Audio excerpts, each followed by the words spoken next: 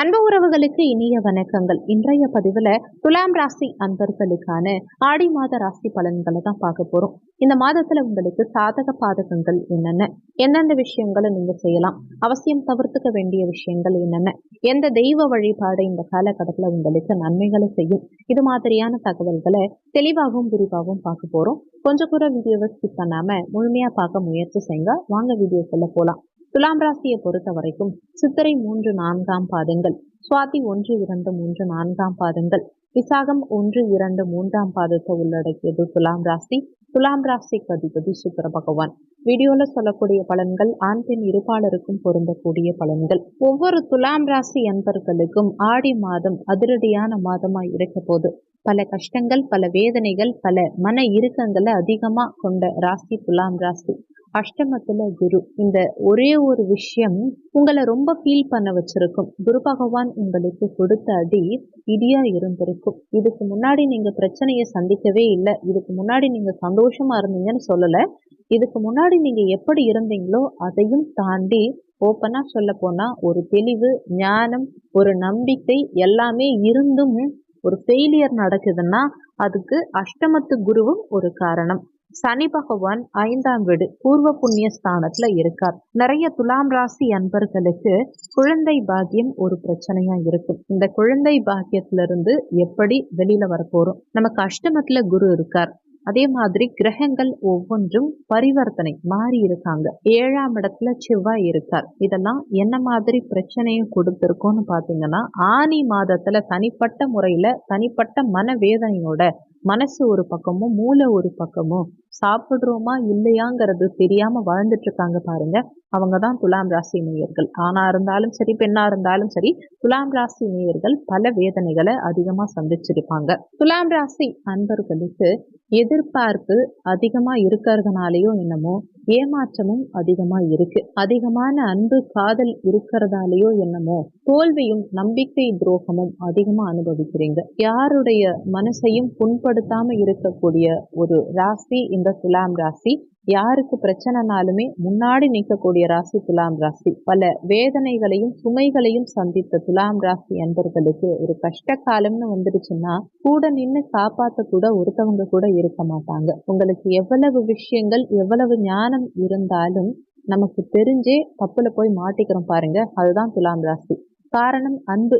நம்ம மற்றவங்களுக்கு கொடுத்த வாக்கு, ஒருத்தவங்களுக்கு கொடுத்த அன்பு, நம்பிக்கை, சத்தியம், இதுக்கெல்லாம் கட்டுப்பட்டு நம்ம ரொம்ப பிரச்சனையில போய் மாட்டிக்கிட்டு இருந்திருப்போம். மனசளவுல ஒரு வேலை நமக்கு ரொம்ப நாளா நிக்குது, ஒரு எதிர்பார்ப்பு ரொம்ப நாளா இருக்கு, நம்ம துரோகம் பண்ணோம், துரோகம் பண்ணலைங்கிறது ரெண்டாவது விஷயம், நம்ம வருத்தப்படுறோங்கிறது கூட புரியாம நம்மளை திரும்ப திரும்ப வேதனைப்பட வைக்கிறாங்க இல்லையா, அவங்களதான் நம்ம நண்பர்களாவே வச்சுட்டு இருப்போம். துலாம் ராசி அன்பர்களே, ஆடி மாதத்துல உங்களுக்கு அம்மன் அருளால பல மாற்றங்களும் பல எதிர்பாராத சந்தோஷங்களும் கிடைக்க போகுது.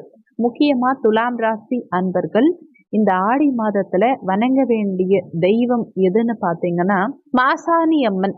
கோயம்புத்தூர் உடுமலைப்பேட்டையில இருக்கக்கூடிய மாசாணி அம்மன். இந்த அம்மனை வணங்கிட்டு வந்தீங்கன்னா துலாம் ராசி அன்பர்களுக்கு பணமழை கொட்டும்னு சொல்லலாம். அந்த அளவுக்கு ஒரு பவரான அம்மன். ஏன் உங்க பேச்சுல இருந்த பிரச்சனை, நாக்குல இருந்து சனியால ஏற்பட்ட சில சிக்கல்கள் எல்லாம் கூட விலகும். அலுவலகத்துல இருந்த சில காழ்ப்புணர்ச்சிகள், அலுவலகத்துல வேலை போற அளவுக்கு நிலைமை இருக்குன்னா அது உடையும். உங்க பிசினஸ்க்கு மறைமுக எதிரி இருக்காங்க, உங்க பிசினஸ உடைக்கணும்னு பாக்குறாங்க, கோர்ட்டு கேஸ் லெவல்ல போய் நிக்குதுன்னா அது நொறுங்கி போயிடும். குடும்பத்துல யாரோ ஒரு நபர் உங்க குடும்பத்தை குருவி கூடு மாதிரி இருந்த குடும்பத்தை கலைச்சி ஒரு சந்தோஷம் அடையணும்னு நினைக்கிறாங்க பாருங்க, அவங்களுக்கே அந்த பிரச்சனை இரட்டிப்பா போய் மாறும். திரும்ப நம்ம வசியம் சூனியம் எதுவுமே செய்ய வேண்டாம், இந்த அம்மனை போய் தரிசிச்சுட்டு வந்தாலே போதும். துலாம் ராசி அன்பர்களுக்கு பிசினஸ் பண்றவங்களுக்கு பணம் கண்டிப்பா வரும். பணம் கொடுத்து ஏமாந்த துலாம் ராசி நேயர்கள், அதே மாதிரி பணம் கொடுத்துட்டு முடியாம தவிச்சிட்டு இருக்கக்கூடிய துலாம் ராசி அன்பர்கள், இன்னும் ஒரு வார்த்தை எக்ஸ்ட்ரா மேல போய் சொல்லணும்னா இருதயம் உடைந்தது மாதிரி அழுதுட்டு இருக்கக்கூடிய துலாம் ராசி அன்பர்கள், சுற்றி உள்ளவங்க தன்னை மதிக்காம தன்னை அசிங்கப்படுத்தக்கூடிய வேதனையை சுமந்துக்கிட்டு இருக்கக்கூடிய துலாம் ராசி அன்பர்களுக்கு மாசாணி அம்மன் தெய்வமா மட்டும் இருக்க மாட்டாங்க, பாதுகாப்பு அரணாவும் இருப்பாங்கங்கிறது தான் உண்மை. இவங்களை எப்போ போய் வணங்கணும்னு பார்த்தீங்கன்னா எந்த நாள் வேணாலும் போய் வணங்கலாம். ஆடி வெள்ளி ஆடி செவ்வாய் ரொம்ப பெஸ்ட். ஆடி மாதம் என்னால் இந்த டேட்டில் தான் போக முடியும்னாலும் தாராளமாக போயிட்டு வாங்க. ஒவ்வொரு மாதமும் ஒவ்வொரு கோவில் சொல்கிறோமே அப்படிங்கிற யோசனை இல்லாமல் துலாம் ராசி அன்பர்கள் இந்த கோவிலுக்கு போயிட்டு வாங்க. வாழ்க்கையில் கண்டிப்பாக இந்த ஆடி மாதத்தில் ஒரு திருப்பம் எதிர்பார்த்தீங்கன்னா கண்டிப்பாக இந்த அம்மன் உங்களுக்கு கொடுப்பாங்க. இது பிராக்டிக்கலாக நிறைய துலாம் ராசி அன்பர்கள் அனுபவபூர்வமாக உணர்ந்த ஒரு விஷயம். இந்த மாதத்துல பூர்வ புண்ணிய ஸ்தானத்துல இருக்கக்கூடிய சனி பகவான் வக்ரமா இருக்கார். ஒரு கிரகம் வக்ரம் அடையுது அப்படின்னா அங்க இருந்து அந்த இடத்துல இருந்து என்ன மாதிரியான வேலை செய்யணுமோ அதுக்கு ஆப்போசிட்டான வேலை செய்யும். ஸோ சனி பகவான் உங்க பூர்வ புண்ணிய ஸ்தானத்துல அமர்ந்து குலதெய்வ அருளை தடுத்துட்டு இருந்தார். குழந்தை பாக்கியத்துல தடங்கல்களை ஏற்படுத்திட்டு இருந்தார். கடந்த காலகட்டங்களில் 10 முறை இல்லை 100 முறை கூட நீங்கள் குலதெய்வ கோவிலுக்கு போயிட்டு வந்திருக்கலாம். ஒரு சிலருக்கு வீட்டுக்கு எதிர்க்கவே இருக்கும், ஒரு சிலருக்கு வீட்டுக்குள்ளேயே கூட இருக்கும், ஒரு சிலருக்கு ரொம்ப லாங்கில் இருக்கும், போக முடியாமல் தடங்களாக இருக்கும், ஒரு சிலர் நிறைய பேர் போயும் பலன் இல்லாமல் இருக்கும். ஸோ இப்போ வக்ரம் பெறும்போது நீங்கள் குலதெய்வ வழிபாடு செஞ்சால் குலதெய்வ அருள் உங்களுக்கு பரிபூர்ணமாக அதிகமாக கிடைக்கும். ஒரு சிலருக்கு சுயஜாதகத்தில் குலதெய்வ அருளே ரொம்ப கம்மியாக இருக்கும். அப்படிப்பட்டவங்க இந்த காலகட்டத்தில் போயிட்டு வாங்க, ரொம்ப பெஸ்ட்டான பலன்கள் கிடைக்கும். ஒரு ஜாதகத்தில் என்ன தசாபுத்தி நடந்தாலும் சரி, உங்கள் ஜாதகத்துடைய கட்டங்களில் 4 மூலையிலையும் முக்கியமான கிரகங்கள் இருந்து உங்கள் ஜாதகத்தை கண்ட்ரோல் பண்ணி வச்சுருந்தாலும் சரி, இல்லை உங்கள் ஜாதகத்தில் எல் ஷேப்பில் ராகு கேது இருந்தாலும் சரி, உங்கள் ஜாதகத்தில் சனி பகவான் வக்ரம் அடைந்திருந்தாலும் நீச்சம் அடைந்திருந்தாலும் மறைவில் இருந்தாலும் மறைவிடத்தில் இருந்தாலும் இப்படி இருந்தாலும் சரி, இந்த மாதம் உங்களுக்கு சனி பகவான் பாசிட்டிவா மட்டும்தான் இருப்பார். இந்த மாதத்துல குலதெய்வ வழிபாடு செஞ்சீங்கன்னா கூடி நன்மை கிடைக்கும், குழந்தை பாக்கியம் கிடைக்கும், விட்டு போன சில சொந்தங்கள் மறந்து போன சில சொந்தங்கள் உங்களை தேடி வருவாங்க. இந்த மாதத்துல குரு பகவான் என்னதான் அஷ்டமத்துல இருந்து செவ்வாயோட சேர்க்கை பெற்று இருந்தாலும் அந்த குரு பகவானுக்கு செவ்வாயோடைய பலம் இணைந்து குருமங்கல யோகத்தோடு இருந்து அவருடைய பார்வையும் விரயஸ்தானத்துக்கு கிடைக்கும் போது அடடா இவ்வளோ செலவு பண்ணிட்டோமே, இனிமே பார்த்து செலவு பண்ணணும் அப்படின்னு ரொம்ப யோசிச்சு நிதானமா செலவு பண்ணணுங்கிற ஞானம் ஒவ்வொரு துலாம் ராசி என்பர்களுக்கும் இந்த காலகட்டத்தில் ஏற்படும். இனிமே உட்கார்ந்து யோசிச்சு செலவு பண்ணீங்கன்னா பெரிய அளவுல சிக்கல், பெரிய அளவுல பிரச்சனைங்கிறது எந்த ஒரு துலாம் ராசி அன்பர்களுக்கும் ஏற்படாது. குரு பகவான் தன்னுடைய சமசப்தம பார்வையா குடும்பஸ்தானத்தை பார்க்கும் காரணத்தினால தனிச்சு பார்க்காம செவ்வாயோட சேர்ந்து பார்க்கிறாரு இல்லையா, அதுவும் அந்த வீட்டோட அதிபதியே செவ்வாய் தான்.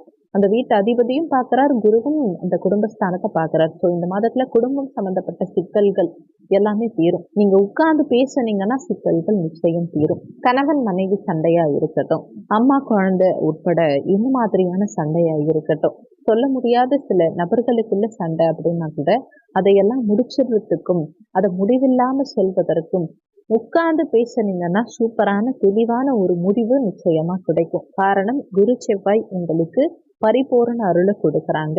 குரு பகவானுடைய பாக்கிய பார்வை உங்க சுகஸ்தானத்தின் மீது பதியுது. அப்ப தாயோட இருந்த கருத்து வேறுபாடுகள், பிரச்சனைகள் எல்லாமே ஒரு முடிவுக்கு வரும். தாய்கிட்ட இருந்து வாங்கின சாபமே இருக்கட்டுமே, ஏன் இன்னமும் வீடு கட்ட முடியல, வண்டி வாகனம் வாங்க முடியல அப்படிங்கிற மாதிரி எந்த ஒரு பிரச்சனைக்கும் சுமூக தீர்வுங்கிறது இந்த காலகட்டத்துல நிச்சயம் ஏற்படும். அதே மாதிரி சுக்கிரன், புதன், சூரியன் 3மே உங்களுடைய 10ஆம் இடத்துக்கு வராங்க.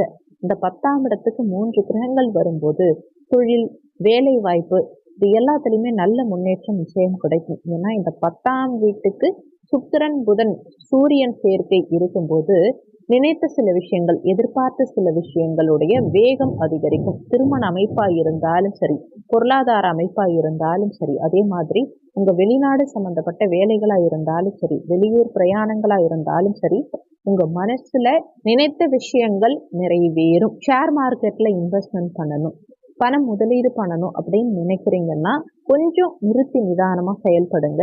மற்றபடி பொருளாதார டெவலப்மெண்ட்ங்கிறது நிச்சயம் உண்டு. ஒரு இடத்துல பணம் போட்டு பிஸ்னஸ் பண்ணக்கூடியவங்க யோசிச்சு செய்யுங்க. பரம்பரை தொழில் செய்யக்கூடிய துலாம் ராசி என்பர்கள், ஒரு இன்சூரன்ஸ் கம்பெனில வேலை செய்யக்கூடிய துலாம் ராசி என்பர்கள், மருத்துவத்துறை, காவல்துறை, எந்த துறையில இருந்தாலுமே சரி, யார் அட்வைஸ் பண்ணாலும் சரி, நீங்க ஒரு முறை யோசிச்சு செயல்படுங்க.